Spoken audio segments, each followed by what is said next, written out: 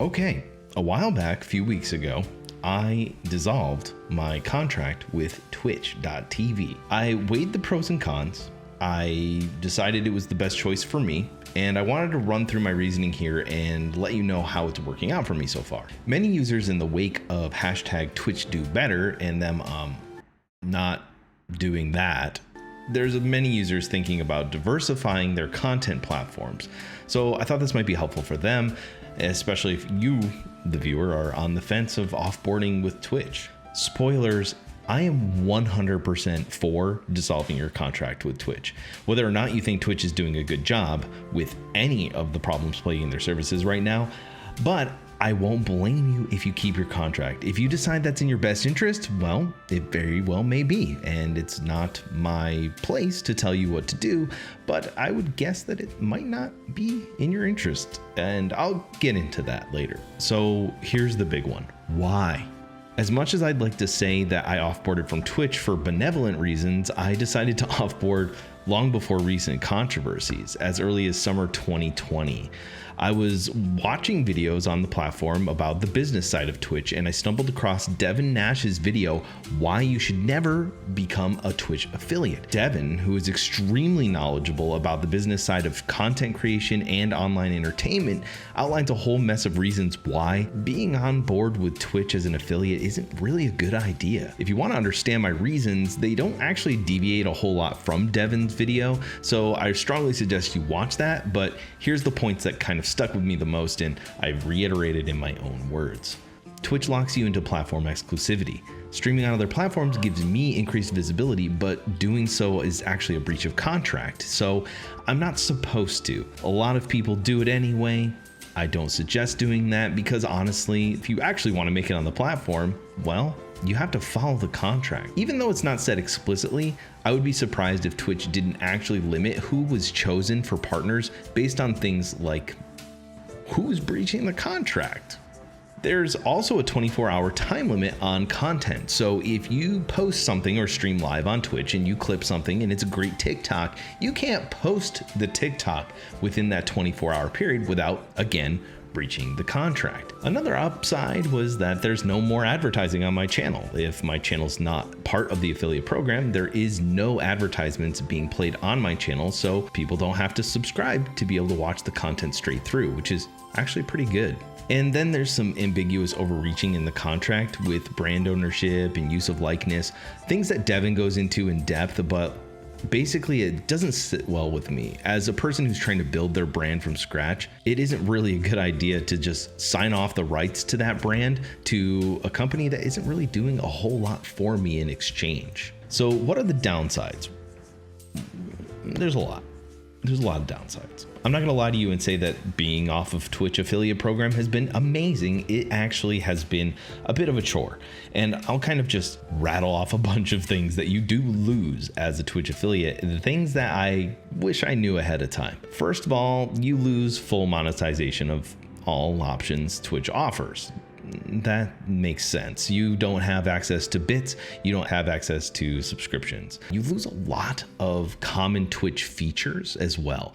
Channel points, which is really rough. That's probably the biggest one for me. Transcoding options, gone. You don't get transcoding options. Sub emotes, sub badges, bits, polls, and there are no more notifications for monetization and subscriptions.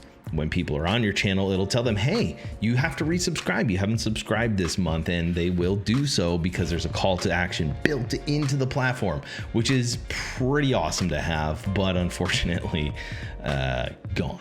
Third, and probably least important thing I can think of is the lack of support from Twitch, but they really didn't help me much to begin with, so I'm not sure that's really a problem.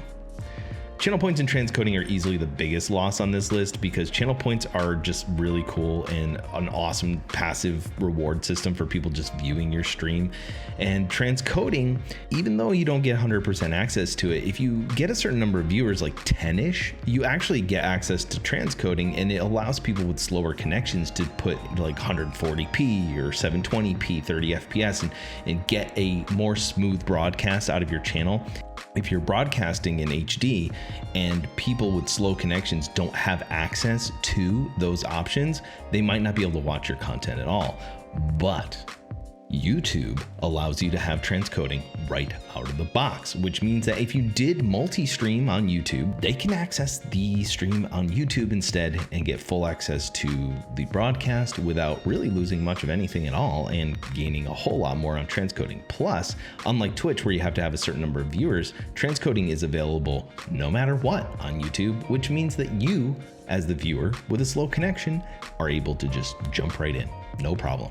There's a number of things I've learned since transitioning off of Twitch affiliate, and I've realized that there was quite a lot of moving parts in this transition. So I'm gonna just rattle off a couple of things. First, and most important, subscriptions do not end automatically. That means if you have a viewer or subscriber rather, who is subscribed to your channel on an automatic payment basis, Twitch keeps cashing that check. They will continue to charge your subscriber money with no return. All the subscriber benefits are gone. Once you click that button, it's over. And Twitch keeps taking the money. So I would suggest strongly that you make sure that everybody cancels their subscription ahead of time, if possible, before you actually end your affiliate contract. Related, you lose all access to any affiliate related pages on twitch.tv, which means that you won't be able to see your subscriber list or your payout history. You won't be able to see pretty much anything that was part of the monetization once you cancel your contract. It's really important, especially for the subscribers, because as I mentioned before, they're going to get robbed by Twitch if you don't have a way of contacting them. And if you don't have the list of people that were subscribed to your channel, you don't even know who was subscribed to have a list of people who are potentially being robbed. So do that. The next point is Twitch will delete your contract instantaneously once you send them the verification that they request. So when you're offboarding, you create a ticket, you say, hey, I don't want to be an affiliate anymore. Twitch takes that information and then they send you an email and they say, hey, just verify this information so that we can offboard you from the Twitch affiliate program. You say, sure. You send them the information, you click send on the email, and it's like, boom. It was literally seconds after I sent that email that I lost everything. And I thought I would have time to do things like download my subscriber list, but I definitely didn't have time. So I wish I'd known that ahead of time, and it was fast. Number 4, I'm not really numbering these, but the next point is your emotes don't go away. I still have mine. I don't know when they're going to go away or if they're going to go away. I would strongly suggest that you update all of your emotes to be something that you really, really, really like, so that you can have access to them for the foreseeable future and not be like me with actually empty emote slots on your channel that you can't use in the interim while Twitch is getting their stuff together and choosing to delete those, which I don't even know if they're going to do. Not sure. As far as my personal feelings go on the whole thing, I honestly am surprised at how similar the entire process is. When I go live, the same people show up. When I do stuff, the same things happen. I don't have access to Twitch polls anymore, so I use straw polls or whatever. And I get the same number of votes, and everybody who's participating in the channel before are participating in the channel now. I do feel bad about losing some of the more popular parts of my channel, such as the channel point rewards. The anime girl one was especially popular, and I feel guilty that I don't have a replacement for that yet. And I wish I did, but I'm not technically literate enough to set up my own channel points, but that's coming. I'm definitely going to be doing that. It's a little trickier than I thought it would be. Facebook doesn't allow me to stream in full HD, which means that I have to find a way to do that. So I can't actually stream right now to anything but YouTube and Twitch. Using restream.io is a little more complex than I thought it would be, and getting my Twitch chat commands to work on every platform has also been a struggle. So we're working on all that to kind of mesh it together. And I have some ideas, and I think that they're going to be good ideas, but I have to actually do them in order to be able to share them with you. What I'll leave you with is this. Please delete your Twitch affiliate contract. Oh my gosh, it's so worthless to you. You get nothing out of this deal, and there's so many different ways to monetize. And imagine the power that you'll have if you do manage to grow your stream to 1,000 concurrent viewers, and Twitch is like, hey, why are you not an affiliate? And you can look them in the eye and say, because I want leverage for how much I'm going to be paid. And guess what? You're going to have that leverage. You're going to be powerful. And that's what I want you to be. I want you to be as powerful as possible. And that's what this is all about. So if you like the idea, let me know. If you have questions, please let me know. I would love to answer as many questions as possible. And as always, remember that luck is not chance, it's perspective. Take care of yourself and each other, and I will see you in the next video. Take it easy, guys.